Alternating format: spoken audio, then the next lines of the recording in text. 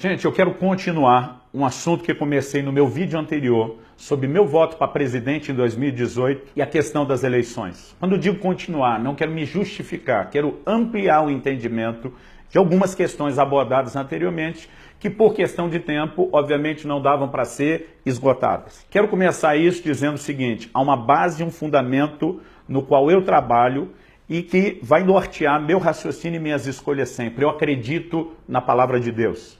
Eu tenho uma formação não apenas baseada na palavra de Deus, mas uma formação de um legado judaico-cristão como família. Obviamente, falo na perspectiva de um cidadão que entende que o voto não é apenas um direito de cidadania, é uma responsabilidade. Uma responsabilidade séria sempre, mas no momento, nos rumos que nossa nação tem tomado, que precisam de nós e do nosso entendimento correto sobre elas, como nunca antes.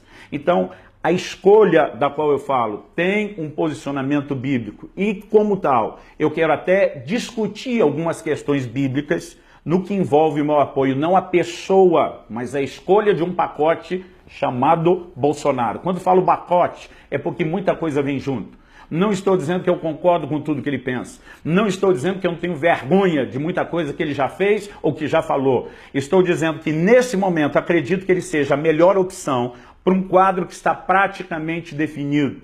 Então, não vou discutir se você acredita ou não acredita em pesquisa eleitoral, até porque é um terreno pantanoso. Mas cientistas políticos estão claros e unânimes de que há uma vertente que nos coloca diante de uma bifurcação, uma escolha entre dois caminhos que estão diante de nós. Ou aceitar a continuidade de um governo não só corrupto, de um governo que saqueou a nossa nação, não só nos nossos valores financeiros, mas no nosso legado familiar, no nosso legado de fé. Se aceitamos a continuação disso, ou se vamos lutar por mudança, nem que seja uma mudança temporária para se lutar de novo numa próxima eleição. Agora entenda o seguinte, vou repetir o que já foi dito por amigos meus, Rina, Cote, várias pessoas falaram isso, não sei de quem a frase, não é minha, estão passando para frente como minha, não é minha. Um cristão que tenta defender o marxismo, ou não entendeu o que é cristianismo, ou não entendeu o que é marxismo, porque as duas coisas não se misturam. Nós temos aqui uma escolha que não defende apenas nossos valores cristãos, mas se posiciona também contra a instalação lenta e progressiva que estão tentando fazer de um marxismo que hoje é cultural, não se pega em armas como se fazia antigamente. Agora, alguns cristãos se levantam, reproduzindo a fala que colocaram dentro da cabeça deles. O que Jesus faria? Jesus voltaria no Bolsonaro? Não. Eu faço uma outra pergunta para você. Você acha que Jesus voltaria no Haddad? Você acha que Jesus voltaria na Manuela? É isso que você acha? Ou você acha que Jesus esperaria ele ser candidato para votar nele? Alguns estão tentando distorcer coisas que não se misturam. Quando estamos falando de escolher uma pessoa que vai ocupar um cargo, isso não significa avalizar 100% do que ela acredita, 100% do que ela pensa. Não é o que eu estou fazendo. Não estou tentando validar ou defender aqui uma pessoa. Estou tentando defender uma escolha. A escolha de um pacote, um candidato que acredita em coisas que talvez eu não acredite, que acredite em outras que certamente eu não acredito. Agora, que defende um pacote que na sua maioria é o que mais condiz com o que eu acredito.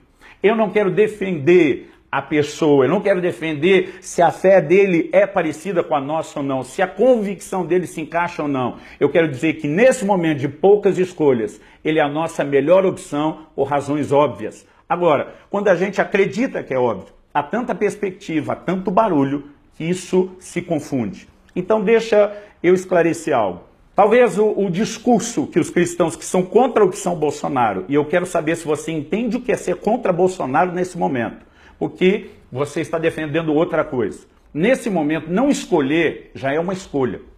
Se você decidir não votar, se decidir votar em branco, anular, você está fazendo uma escolha. Você está transferindo a sua responsabilidade de escolha a quem pensa diferente, a quem escolhe diferente. Não adianta usar o discurso de Pilatos, estou lavando suas mãos. Elas só vão ficar limpas diante dos seus olhos. A responsabilidade de cada um de nós é interferir nesse processo de escolha. Isso é democracia.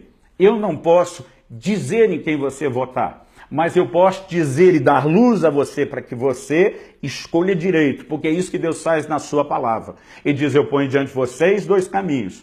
Esse leva para a morte, esse outro leva para a vida. Esse conduz para a maldição, esse outro para a bênção. Escolha a vida. Então Deus diz, eu te dou o direito de escolha, mas eu te recomendo o que escolher. Eu não posso te obrigar, numa democracia e num cristianismo que respeita o livre-arbítrio, o que fazer e nem te ameaçar. Mas eu posso fazer um apelo à sua consciência. Quando digo que Bolsonaro apresenta um pacote que mais se enquadra ao que nós acreditamos, as pessoas começam a reproduzir ideias emprestadas de outras.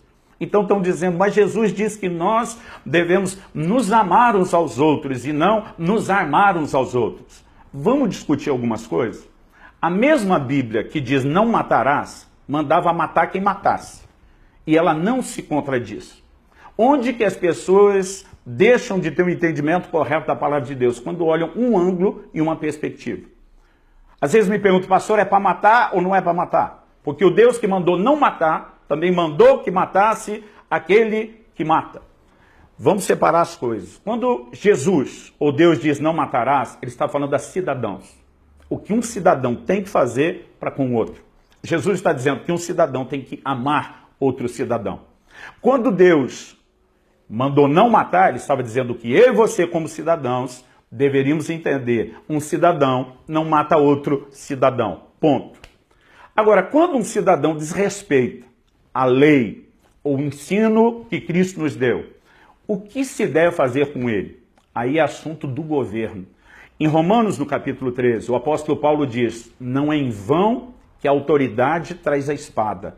Ela é ministro de Deus, vingador contra aqueles que praticam o mal. Então Paulo diz em Romanos 13, versículos 3 e 4, queres tu não temer a autoridade? Faz o bem. Se você fizer o mal, não é à toa que ela traz a espada. Ou seja, por que você acha que ela traz a espada? Para fazer uma carícia na pessoa. Deus está dizendo do que o governo fará com os cidadãos que não obedecem. Então nós temos aqui duas coisas diferentes. Um cristão ama outro cristão. Minha responsabilidade é amar cada cidadão e até bandido. Agora, quando o bandido não ama as pessoas, que é a ordem que ele também tem, quando ele mata as pessoas, o governo tem a obrigação de pará-lo. Quando ele se torna uma ameaça para outros cidadãos, ele precisa ser parado. E se ele não puder ser parado com uso de força não letal, a autoridade traz a espada para pará-lo com força letal. Isso é bíblico, e se você não entende isso, você não entende a palavra de Deus. E se não entende, não deveria estar discutindo ela.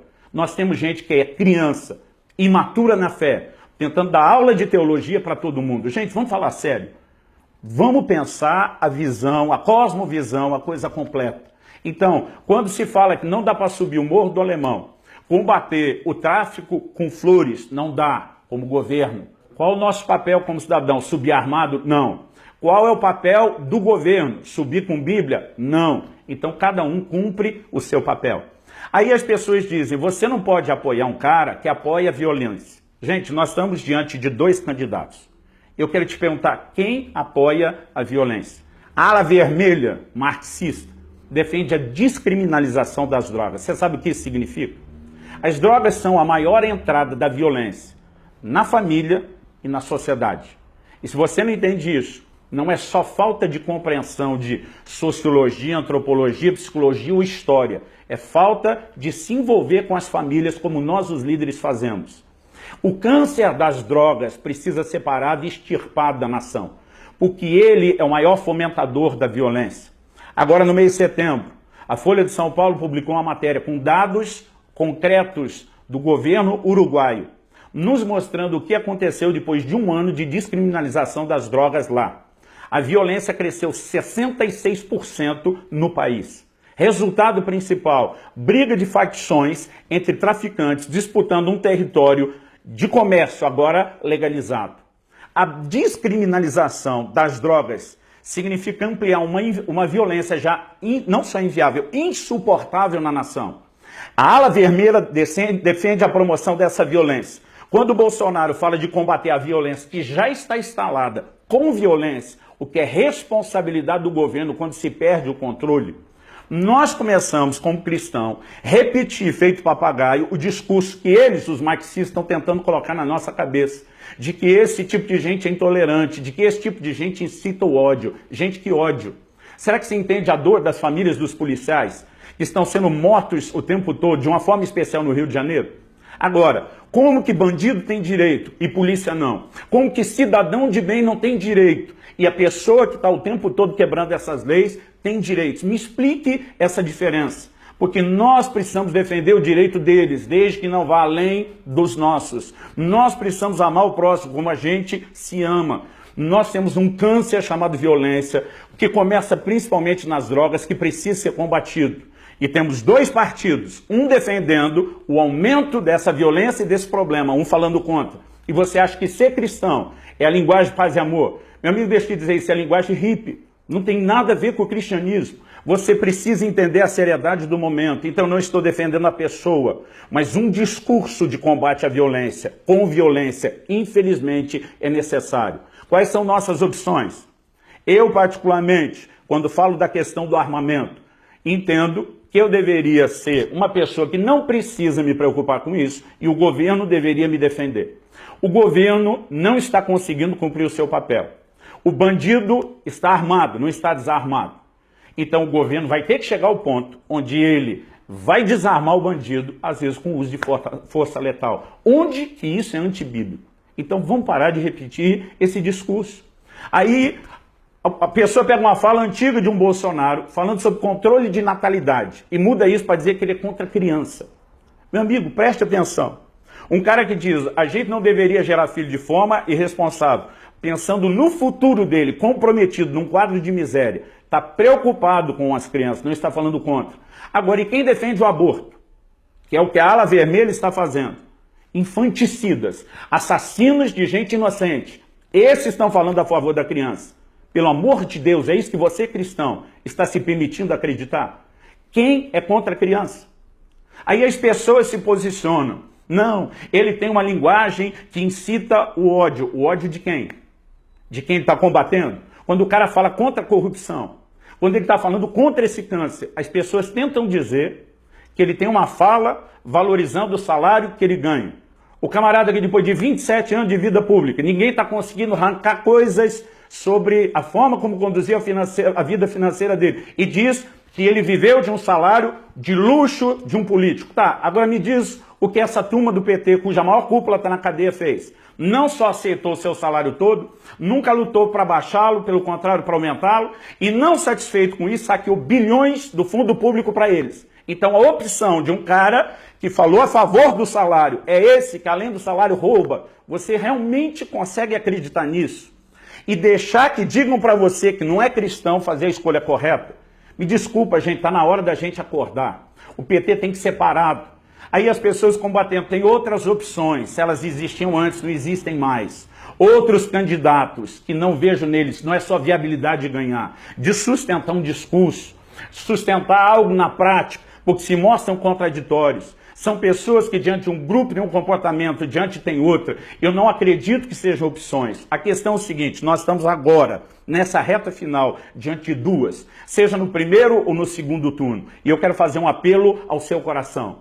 Eu não aceito que o nosso Brasil continue na mão de gente que não fez nada para melhorá-lo, que demonstrou não só a sua incapacidade de fazer isso de forma administrativa, mas nos enganando, que continua com um discurso mentiroso. Eu sou a favor de uma mudança, nem que a gente precisa de outra daqui a 4 anos. Você pode lá na frente dizer que eu errei em algumas coisas da minha fala, porque não dá para prever o futuro nem o comportamento das pessoas. Algo que ninguém vai poder me acusar. Eu não quis ficar calado numa hora tão crucial. E não me diga para você que um cristão não deve ter um posicionamento como cidadão da terra. Nós temos outros ensinos bíblicos a respeito disso. Você pode se informar melhor. O que é ser ao mesmo tempo um cidadão do céu, também um cidadão da terra. Alguém que se levanta para fazer diferença, para ser sal, para ser luz, não só com a oração. Eu acabei de sair do maior jejum da minha vida, lutando em oração por essa nação. Eu sei a minha responsabilidade de orar, mas eu sei que Deus não me chamou para fazer isso só de joelhos. Eu também quero fazer um apelo ao seu coração. Vamos parar um governo que foi eleito em 2002, foi eleito em 2006, foi eleito em 2010, foi eleito em 2014 e não fez nada do que prometeu. Aliás, agora a promessa é outra. Antes é o que faria, já que não fizeram, agora é o que vão fazer e estão centralizando promessas num único grupo, que sabe que estão reproduzindo o barulho deles. Gente, vamos acordar, é hora de mudança, é hora de abundância. Vamos para as urnas. Se der segundo turno, vamos repetir e ainda intensificar o que nós estamos falando aqui. É hora de parar. Esse câncer é chamado tentativa de implementação de marxismo ou suas vertentes e adaptações no Brasil. É hora de arrancar um governo que se mostrou e provou incompetente, inclusive depois do que eles chamam de golpe ou impeachment, porque quem está continuando é o aliado deles, que foi o parceiro durante todos esses anos, é quem era para continuar exatamente a forma de pensar e trabalhar. Vamos tirar eles, a possibilidade de qualquer pessoa parecida com eles, desse páreo e dessa disputa. Eu falo isso com toda a paz no meu coração, olhando para a palavra de Deus, entendendo que um cristão não apenas pode, deveria votar em Bolsonaro, não porque concorda com a pessoa, porque é a opção para parar a continuidade de uma situação que se repete. As opções são ou escolher ou omitir fazer a sua escolha, que também é uma escolha. Então escolha direito. Eu não apenas estou dizendo que minha escolha é o pacote Bolsonaro, eu estou dizendo que eu acredito que é a única e melhor escolha que você deveria fazer. Há muitos assuntos que podem ser discutidos. Nós podemos entrar naquilo que ele fala a favor, naquilo que ele fala contra, nós podemos tentar analisar a perspectiva cristã, e eu não quero fazer isso num único vídeo. Eu apelo, em primeiro lugar, naquilo que nós não temos tempo, nem o propósito de explicar aqui e agora, que você me deu o voto de confiança, para talvez poder explicar isso em etapas se for necessário. Mas não me julgue, não julgue minha história. São 25 anos de ministério pastoral, uma história de integridade. São quase 30 anos pregando a palavra de Deus. E qualquer um que me acompanha, ou pode seguir e acompanhar a minha história, vai descobrir que eu sou sério com Deus, que eu não sou partidário. Eu estou fazendo o que estou fazendo, debaixo de oração, debaixo de um consenso com a maior parte das lideranças do Brasil, que são unânimes. Então, por favor, se você não consegue concordar, pelo menos nos respeite. Pelo menos pare de tentar nos ofender. Pare de tentar nos atacar, porque sem que você perceba, você provavelmente está sendo manipulado para reproduzir pensamentos que nem são seus ou nem se justificam. Muito temor com aquilo que você fala, porque daqui a pouco as eleições acabam e você precisa continuar se relacionando com as pessoas com quem você ataca. Nós não estamos aqui atacando pessoas, estamos atacando ideias. E precisamos aprender a conviver de forma pacífica e respeitosa com as mesmas pessoas que discordam de nós. Por favor, lembre-se disso também. Que Deus te abençoe, que Ele tenha misericórdia de nós e da nossa nação.